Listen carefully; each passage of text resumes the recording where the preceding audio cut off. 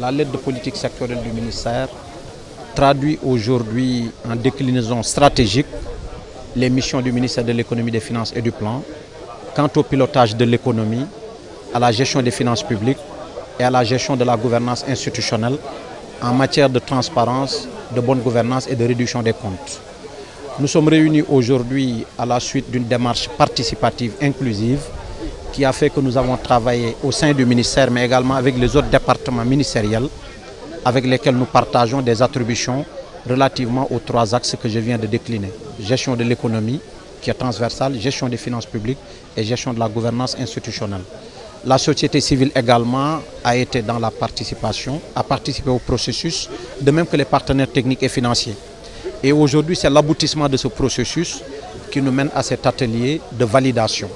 C'est de partager aujourd'hui la vision pour les 3 prochaines années de ce que devrait être le ministère de l'économie et des finances en termes d'organisation, en termes d'accomplissement de ses missions, mais également en termes d'atouts par rapport à son organisation, par rapport à ses ressources humaines, par rapport à ses moyens humains et logistiques et financiers, mais également par rapport à ses contraintes.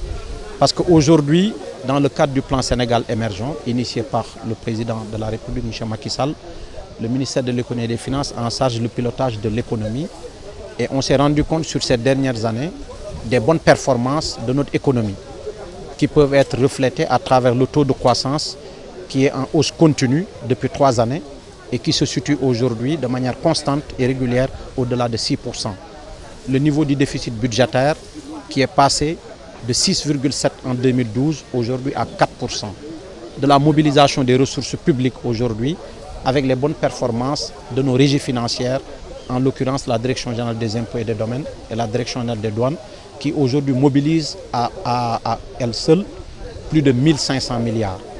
Voilà des performances qui attestent aujourd'hui des bonnes performances et de la bonne tenue de l'économie sénégalaise, qui est aujourd'hui attestée par la communauté internationale à travers des institutions comme le FMI, la Banque mondiale et également les institutions de notation. Dernièrement, Moody's a réévalué à la hausse la notation du Sénégal sur sa dette souveraine. Et tous ces éléments me permettent de dire avec vous qu'aujourd'hui l'économie sénégalaise est très bien tenue. Il n'en demeure pas moins qu'il y a des défis à relever, il y a des contraintes. Au titre de ces défis, je voudrais rappeler aujourd'hui qu'il nous faut être plus efficace dans la mise en œuvre des politiques publiques. Plus efficace en ce sens que les moyens sont aujourd'hui disponibles, les politiques sont bien planifiées, mais nous avons encore des faiblesses, quelques faiblesses